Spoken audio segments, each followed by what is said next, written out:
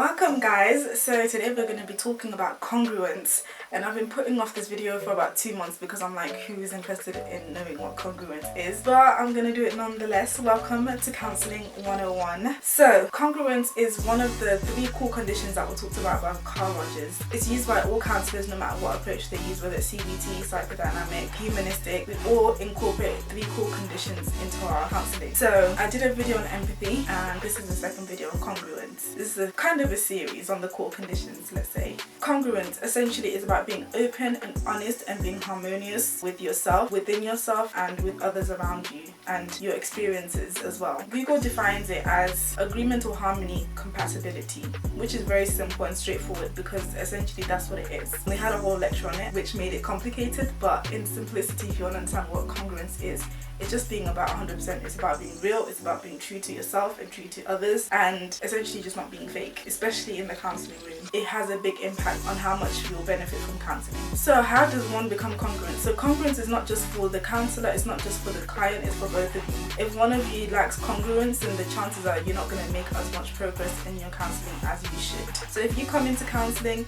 and you talk about your relationship that's going wrong, but you don't give the full background and you make it out like your partner's a problem and you don't talk about the part you've had to play in it, then you're probably not going to find a solution because you're not being completely honest, you're not being completely truthful. If you talk about your addiction to something but you don't explain that you've relapsed or that you're still taking drugs or that you're still taking alcohol even though you shouldn't be, then it's not going to help. So to be congruent, you need a lot of self-awareness and you need to avoid feelings of denial. You need to be very honest with yourself and about the ugly parts of yourself, the dark parts of yourself that you don't like, and the parts of yourself that you're scared to admit are true. That okay, maybe I'm an addict to this, maybe I do lie a lot, maybe I am hypocritical, maybe I'm not as honest as I think I am, maybe I'm actually very insecure in my relationship, maybe I'm not the best mother in the world, maybe I'm a terrible father, maybe I am a horrible friend, maybe I am a liar, maybe I am addicted to gossiping.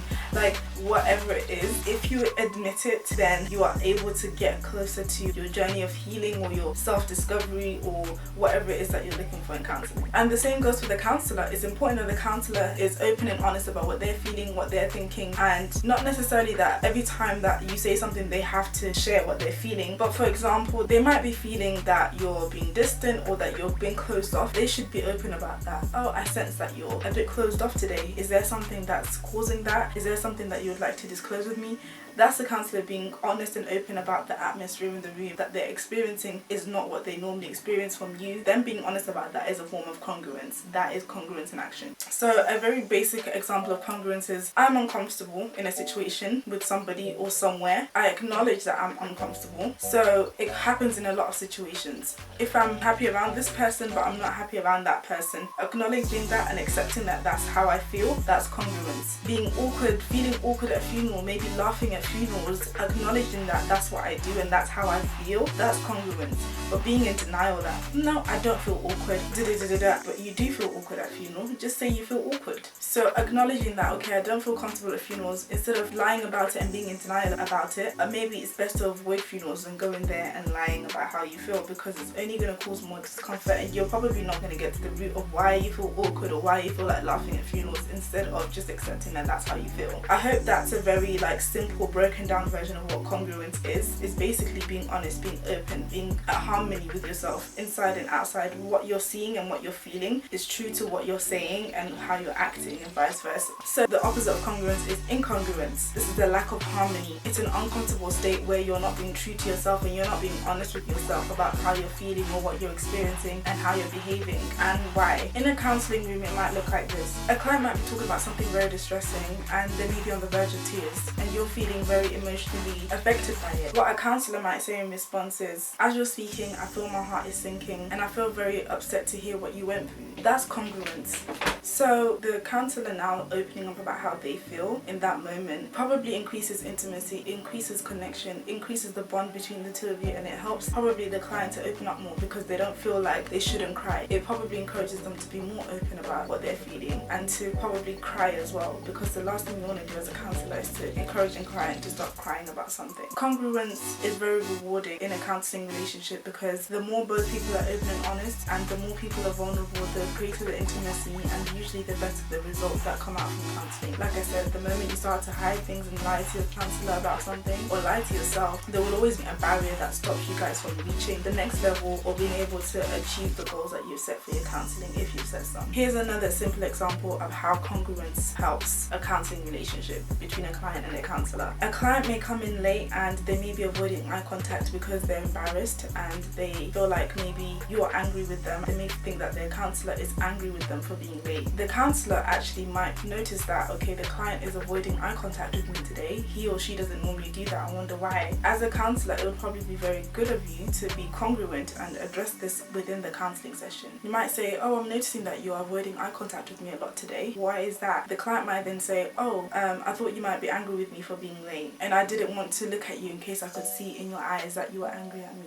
My parents would always show me how angry they were when I looked into their eyes. They didn't have to shout at me or swear at me, but I could always see in their eyes. That's why I wasn't looking at you. Whenever I misbehaved or whenever I made mistakes or whenever I was late, my parents would always look at me with this anger in their eyes. And the moment the client now discloses this, you've now got something to talk about that you also have to deal with through counselling. So not only does it open more doors to deal with other issues that you may not have even realised needed to be talked about, but also it gives the person self-awareness that whenever I do something wrong, I avoid eye contact with people because of my childhood and something that my parents used to do to me growing up. Congruence benefits you both. The client now knows the counsellor is not angry, and the client is now at ease because they know that actually every time I do something wrong, people are not always going to be angry at me. Every time I'm late, people are not always going to be angry at me. Congruence now benefits the both of you. So that's why it's really, really important to practice congruence, not just in the counselling room, also in your everyday life. But I made this video so that you guys, if you go to therapy, you can also see how important it is for you to be honest as a client, or if you're a counsellor watching this, how important it is for you also to be open and honest. Now the session can go ahead a lot smoothly, and you've even got more things to talk about, and you've even got more things to uncover and heal from and learn from just by being a bit more open and honest. That's the power of congruence. So I hope that you all learned something from this, and I hope that you practice congruence in everyday life, not just in a counselling room, but like when you're by yourself, because the moment that you're in denial, there's a level of discomfort that happens, and that can cause a lot of problems besides just feeling uncomfortable. So good luck and happy being congruent to everybody. I hope that you guys are really, really enjoying all the videos I've been posting. Please help me reach my 300 subscribers by the end of August. So if you're watching this and you haven't subscribed, please do. Okay guys, I will see you next week again at 12 p.m.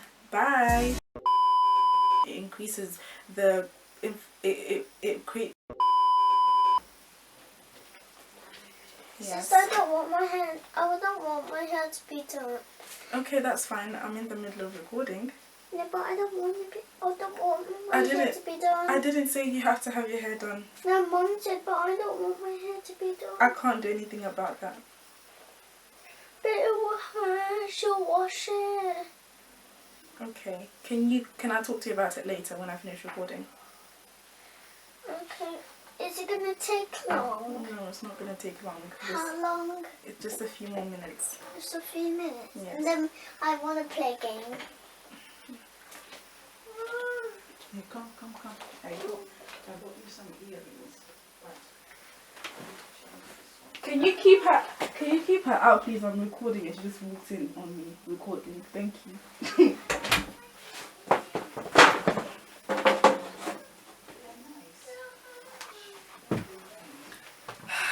Goodness me. Anywho,